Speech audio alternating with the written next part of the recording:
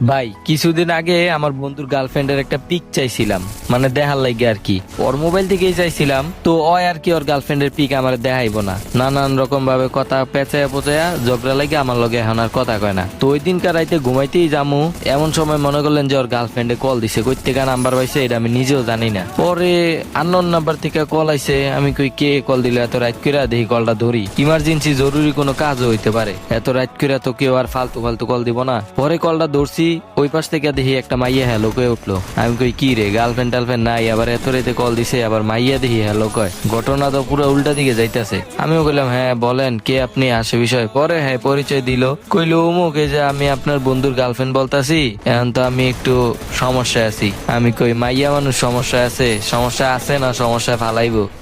পরে মাইয়া কইতাছে কি, মাইয়াই বলে আমার বন্ধুর লগে ঝগড়া লাগছে, কথা কাটাকাটি করছে, ব্রেকআপ কইরা দিছে। কি এমন কথা কাটাকাটি হইলো যে একেবারে ব্রেকআপ সুদ্ধা কইরা দেওয়ান লাগলো। পরে আবার মনে মনে ভাবলাম যাক ভালোই হয়েছে, তার কাছে একদিন ছবি দেখতাম চাইলাম, তে আমার ছবিটা দেখাইলো না, এবার ব্রেকআপ হয়েছে, ভালোই হয়েছে। পরে আমি অনেক কৌশলে জিগাইতে লাগলাম কি হয়েছে, এখন আমি আপনার কি হেল্প করতে পারি। কয় আপনারে তো আমার আগে থেকে অনেক ভালো লাগতো, আপনার বন্ধুর লগে রিলেশন আসছিলাম দেখে কিছু কইতে পারি নাই, এখন তো আপনার বন্ধুর সাথে আমার রিলেশন নাই, আপনি চাইলে আমার সাথে রিলেশন করতে পারেন।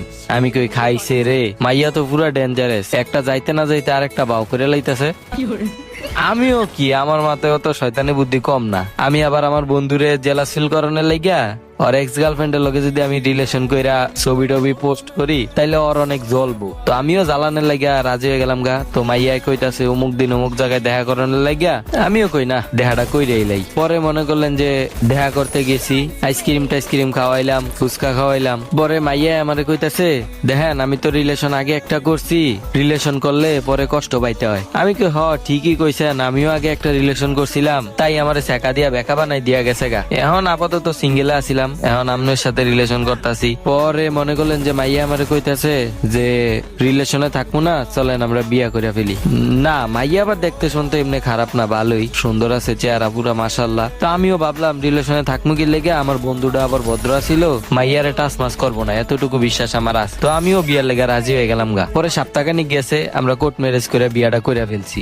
এই মনে করেন বিয়া করার 15-20 দিন পরে মাইয়া খালি কয় আমার মাথা ঘুরায়, ভালো লাগে না, বমি বমি ভাব। আমি মনে করছি এই মেয়ে মানুষ তো খাওয়া দাওয়া কম করে, হয়তো এর লেগে শরীর দুর্বল। পরে দেখি না, অনেক দিনই মনে করলেন যে এইসব অবস্থা, বমি বমি ভাব। পরে ডাক্তারের কাছে নিয়ে গেলাম, ডাক্তারে আমারে কইলো যে সুখবর আপনি বাবা হইতে যাইতেছেন। আমি তো পুরো টাস্কি খেয়ে গেলাম, অল টাইম প্রোটেকশন ইউজ করতাম, ফুল সিকিউরিটি লিয়া কাজ করছি, এখন ডাক্তারে কয় আমি বলে বাপ হইতে যাইতাছি, কেমনটা লাগে কোন তো দেখি। পরে আমগো এদিকে একটা সাধু বাবা ছিল, সাধু বাবা মনে করলেন যে মানুষের পানি পরা টানি পরা দেয়, অনেক কার্যকরী সাধু বাবা আর কি। হ্যাঁ, তো হের কাছে একদিন আমি ঘরের মানুষের না কইয়া গেলাম, যাইয়া পানি পরা আনছি। পানি পরা আইন না আমি তো আমার বউ এরে খাওয়াইছি, খাওয়াইয়া বউ এরে জিগাইতাছি তো সত্যি করে কও তো এই বাচ্চা কার, আমি তো তোমার সব সময় সিকিউরিটি দিয়ে এই কাজ কাম করছি, তাহলে এই বাচ্চা আইলো কই থেকে, আর এই বাচ্চার বাপকে। পরে তো ওই মায়া নিমতা নিমতা করে কইতাছে আসলে আমাদের বাসায় একদিন কেউ ছিল না দেখা আপনার বন্ধুরে আমাদের বাসায় আসতে বলি, ওই আইতে সময় কদম ফুল ছাড়াই আইসা পড়ছে,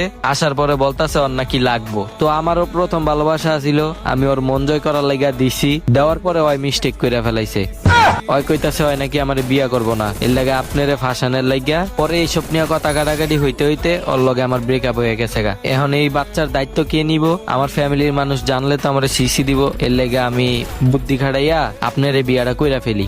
এমনি তো আপনার আমার অনেক পছন্দ ছিল আগে থেকে ভাই। এই কথা শোনার পরে টানা 3 দিন অজ্ঞান ছিলাম।